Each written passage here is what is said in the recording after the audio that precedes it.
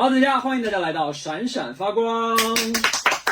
首先欢迎我们今天的嘉宾，让我们欢迎苟明瑞，欢迎汤木，老朋友了，来跟大家介绍一下吧。大家好，我是明瑞，我只介绍现状好不好？就是可以，就因为大家可能就是会看这条视频播客的朋友，应该对你都比较了解。对，大家其实很多朋友可能对我现在的现状就是完全不知道。对，我都不太知道，因为我看了一下，我们上次见面应该是1月初，所以是1个季度以前。有这么快吗？今年是什么年？马年。马年了。哦，上一个农历年。我们是过年前见了一次，对，那其实蛮久的。OK， 就介绍一下自己的现状。逐渐的，其实我刚开学的时候，我就已经适应了自己是学生这个身份了。你应该说大家好，我是四川音乐学院学生苟明瑞。这样吧，会不会有点太刻意了？不是，我现在是学生。一名还没有想好，不适应这样介绍自己。对。你最适应的是脱口而出的是 Boy Story 苟明瑞，这个其实已经不太脱口而出了嘛。很久没有这样子介绍自己了呀。但是你在公开场合跟他见面，比如说之前的那种像品牌的活动，是不是也会这么说？哦，不会。就是说，比如说我是明瑞。对。那你觉得就是现在今天下午其实今天算满课，然后今天是早八吗？今天说实话，今天是早，我们学校是早9了。早9。但今天早上我是第2节的课，第2节的专业键盘课。然后我给睡过了。睡过了。但是我去了。在四川音乐学院睡过了会怎样？就是还好，就是唯唯诺诺的走进去。这个如果被川音的老师看见之后，我觉得可能会。其实。我觉得其实是不应该的，对吧？其实是不应该，大家不要向我学习啊。但是我们老师其实挺好的。OK， 所以会包容嘛。然后，那你就是今天迟到了？今天迟到了，我是快下课了才去。所以你11点多才去。键盘课，但是因为我有一些键盘基础嘛，然后老师也是睁一只眼很包，这也是说的有点难听了，就是很包容啊，放纵你。对，就很包容嘛。但是这一段我觉得剪不进去，我也觉得剪不进去，好像开头就这样子，剪不进去，全程要一定要给大家呈现一个正向大学生。端着也无聊。对，但是这种我也其实可以剪进去无所谓了，就是不是？那你今天就是算是一整天的课吗？对，下午上的是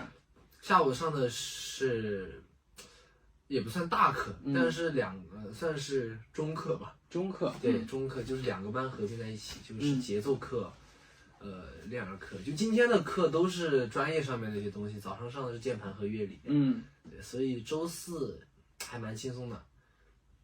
但这学期的课算比较重吗？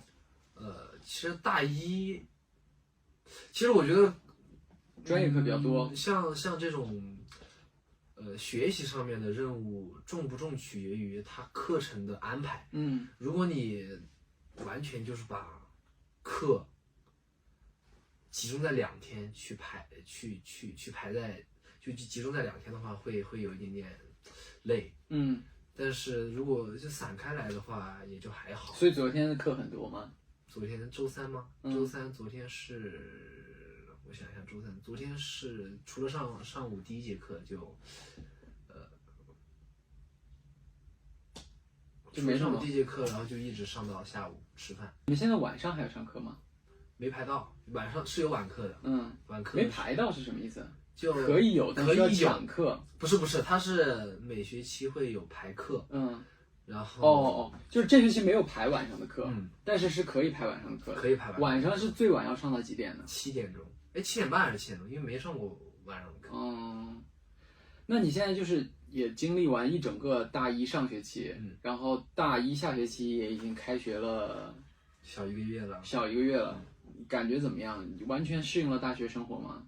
适应了，然后就也是发现了自己很多问题吧，就还有很多时间可以去调整。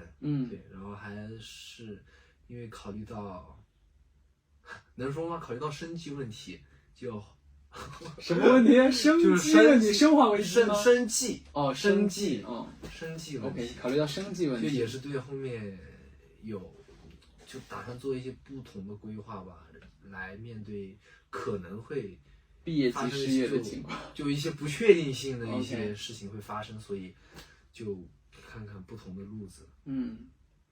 你现在在学校学的这些专业课和当时在组合里还有在公司上课有什么不一样吗？有不一样，其实我觉得就是频率的问题吧。频率的问题，内容层面呢？内容层面也是，毕竟他专业，他专门搞这个的嘛，所以就是你说传音啊？对，会在专业上面会，但公司之前请的老师不也是比较专业的老师吗？是比较专业的老师，但是因为像之前行程可能会比较忙，就有些时候忙起来就上不了几节课，就不会像这样子定期每周都有专业课这样子。那你觉得现在这个大学生活当中，你最适应和最不适应的分别是什么？最适应的嘛，最适应的就是和同学的相处。哦，这个我很没想到。对，这个不是你应该不太搞得定的一部分吗？因为其实我没有把自己当成有什么不一样的，对，身份特殊啊，我就把自己当成一个学生去和同学相处。大家都很也不能说是配合吧，就是和我谁配合就很融洽，就是偶尔会开一些小玩笑，就是比如说 idol 啊什么这样子的，他们会就是小小的调侃你一下，对，但其实就也都很战术性喝水，怎么个意思嘛？就是大家会就是拱你上去表演节目吗？那倒不会啊，那倒不会啊，就是其实我觉得就非常喜欢我们班这样的氛围。OK， 那还挺好的，很随和了。大家那不适应的呢？不适应的吗？没有啥不适应的。没有什么不适应的。那你现在基本上就是大部分时间都是在学校，然后学校其实我今天穿越30多公里来找狗狗，然后发现这个校区确实离市区比较远，但是比想象中要大一些，是不是？就这个整个是比较大，但都已经这么远了，还不能大一点？怎么样嘛？你感觉生活在一个相对比较郊区一点的区，就是非中心一点的区，还习惯吗？独立生活？这个问题可能问你都有点小 case 吧？对，就其实之前也，我说白了，但之前有经纪人他们跟着嘛？对，就其实对我来说，郊区啊、市区啊都无所谓，都无所谓。对，最主要的就是你的圈子。不知道大家听不听得到？现在我们是在川音的狗狗约了一个学校的琴房里面给大家录这期节目，所以周边会有很多同学们，比如说练琴、练架子鼓，对啊，还有就是开嗓。但我们为什么还是会选这里录？因为就是想把一个比较真实的环境给大家展示一下。OK， 现在外面有朋友在，怎么说展示歌喉。OK， 你继续说，郊区和市区。对，因为我平常除了上学我就回家待着嘛，我也不会去市区，就去市区的频率不太高。可能就只是如果放假的时候有朋友一起约出来吃东西啊，才会就想着去哪里。对。但是现在因为平常周末也练车。对，练车还有在哪里练车？就在家那边啊。已经报了个驾校。对，我去年就报了，但是我去年考完科目1之后我就去玩了。这个事情大家知道吗？你在学车这个事儿？我忘记自己说没说过了，应该知道吧？所以你现在在练科目2场地的那些？对，怎么样？挺顺利的。因为之前去年暑假出去玩之前也是练过几次的科目2。但是今年回去继续练嘛，有点忘记了，但是减了一块，正常。OK， 你现在那个在学校所有的科目里面，你觉得最简单和最难的是什么？最简单和最难的吗？我觉得没有说特别难，但是要说有压力的话，肯定就是专业小课。专业小课是就是唱歌，因为每周要给老师反馈。因为我们现在老师要求我们是要原创，所以有些时候给不到东西，给不出来一个好的东西会有点焦急。但是我们老师也不是要自己写歌然后自己唱吗？对，但是老师也挺好的，他会开导我们，就是他还要缓解你们的焦虑。对，因为创作它不是说他最主要的是想让我们有一个积累的过程，就并不是说你一定写一首歌，你一定要把它写得多好。就像，你准备稿子肯定是先开始是一个初稿，后面再去精修它，所以，但是还是很有压力。但是你之前的这些经历，对于你就是进入了一个本科的音乐专业院校，应该是有很多加持吧？你有感受到之前的这些经历带给你的一些，怎么说呢，就是小小的优势吗？没有。其实是有的，就是在原创这方面，然后还有就是在某些就专业上面的某些领域，可能就是稍微比其他同学要适应的快一点，但是因为来到这里，大家其实专业能力都还是蛮好的，所以就其实就这个差距在慢慢缩小。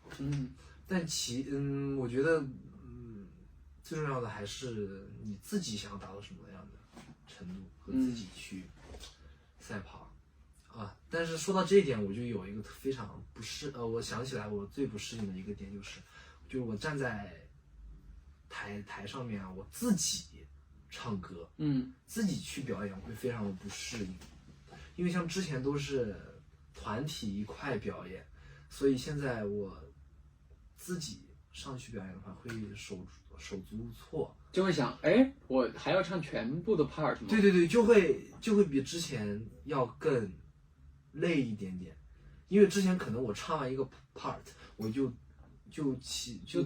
到别人会这个可以包括休息一下体力啊，然后或者是心态上面都会得到短暂的一个放松吧。但是你一个人在台上表演一个完整的歌的话，你会就你在唱的时候就会想着后面的段落，哪些段落该怎么唱，所以我觉得这是比较不适应的一个点。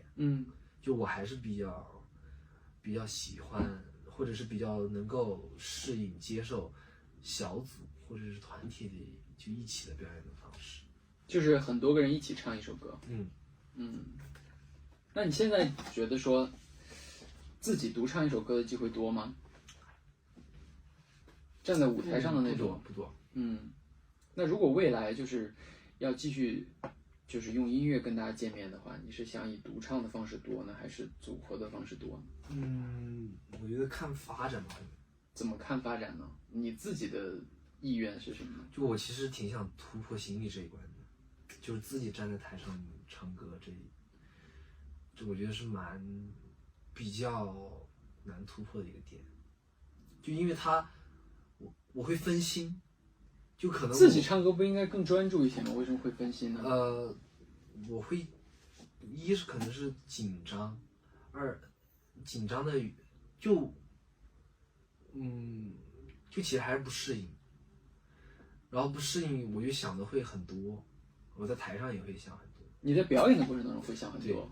就其实之前川音开学有个复测，就当时只是唱小半首歌，我唱小半首歌，我现在都有点在那个时候还是有一点点不太能够做到能够100%的演好，所以现在就是在努力适应自己一个人在台上唱。100%演好指的是什么呀？就是你觉得是一次无懈可击的 solo 表演，就是让大家看起来，还是说是什么音准啊这些的细节？就各方面的。因为回去听，包括其实问题很多，但我现在都在逐个解决吧。就包括气息啊、音准啊，然后技巧啊、情感啊，就各种。你现在和就是团队里的成员们还联系的比较频繁吗？偶尔联系吧，不太。那一般现在大家都在聊什么呢？偶尔就是如果过生日啊，就发个祝福啊。是你们在群里面发还是单独发？群里边有发那种节假日的那种。什么节假日？就新年快乐，新年快乐，然后国庆啊那种。像私发的一般都是生日快乐，然后可能就比如刚好某个成员在这个城市了，我也去到这个城市，你说要不要一起约出来？现在和谁聊天会比较多一点？其实都差不多，都差不多。和像新龙、子豪偶尔聊，韩语稍微少一点点，因为我俩可能不太能碰上面，和子豪也不太能碰上面，所以就是相对来说少一点点。龙龙当时不是也是选秀，然后得了一个比较好的名次吗？对，他也见得少，但是因为我经常刷到他，然后我有些时候我去逛城的那个 Cosmo， 然后我看到有他们现在那个团那个人形，就也不是人形立牌，就是他们海报。对，然后我就拍过去发给他，我就调侃一下。怎么说的呢？我说我现在到处都能看到你们。可以，他说什么呢？啊，他有点忙啊，他过了好几天才回我。过了好几天？对，好几天吗？我看一下，你看一下。他是真有点忙。3月20还可以，给他发生日快乐。他的农历生日。OK。我寒假不是去北京了吗？我给他发。我们那会儿经常去吃的一家面馆，某某牛肉面。对，因为他也想吃。子豪呢？子豪你们最近有联系吗？最近也没有。子豪不是也有一个现在自己的新团吗？哦，对啊，对，但是他们好像也在韩国。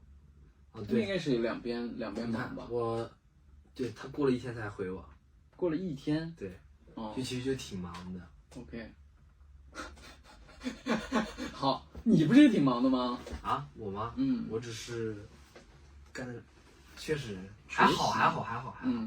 你刚刚说你经常刷到新龙的物料啊，或者是 cut 这些的。我其实特别好奇一个问题，就是其实大家都是从小就一起长大的，谁不想站在中心舞台上？我觉得是不可能的。然后从事这个行业，如果没有一点点就是想站中间，或者是想在舞台上展现自己，就是我们的主题就是闪闪发光，我觉得也不是一个很优秀的从业者。那现在可能在目前这个阶段，新龙相对于来说，你和新龙可能他更加闪光一些。这个时候你会不会有一些就是自己的想法呢？或者说会不会有一点心理落差什么的？比如说为什么？我知道你肯定是不会羡慕或者嫉妒他，但是我就是在想说，你会不会也有某一些时刻会想说，哦，我为什么没有能持续站在比较大的舞台上被大家看到？我觉得是选择吧，就因为其实当时也问过我要不要去参加那个选秀来着，我回绝了。我觉得就是选择吧，我既然选择了要回来上学，我肯定要经历这一个，就不能过多的在舞台上展现自己的，就是失去了过多在舞台上展现自己的这个机会。就我现在的这个选择，但其实也，这也是我之前梦寐以求的生活嘛，就校园生活啊，就现在其实过得也蛮轻松的，但是我觉得十有八九吧，在未来可能十有八九会回到舞台上面，因为这个只是一个阶段，我选择了在这个阶段过这样子的生活，但是在大学以后下一个阶段，是否要再回到舞台上面，但也是可能过2年的事情了，要思考的事情。对于你的未来，你觉得是一个比较圆满的状态的话，就事业层面来讲，是你想达到一个什么样的状态，或者是从事一个什么样的，就是状态吧？你是觉得最满意的？可以举例吗？举例，对，你可以用，就是某一个艺人或者是艺术家来举例。我觉得就想达到像四川音乐学院院长，我觉得就像就这样子的，其实有点难。恭喜，拜拜。拜。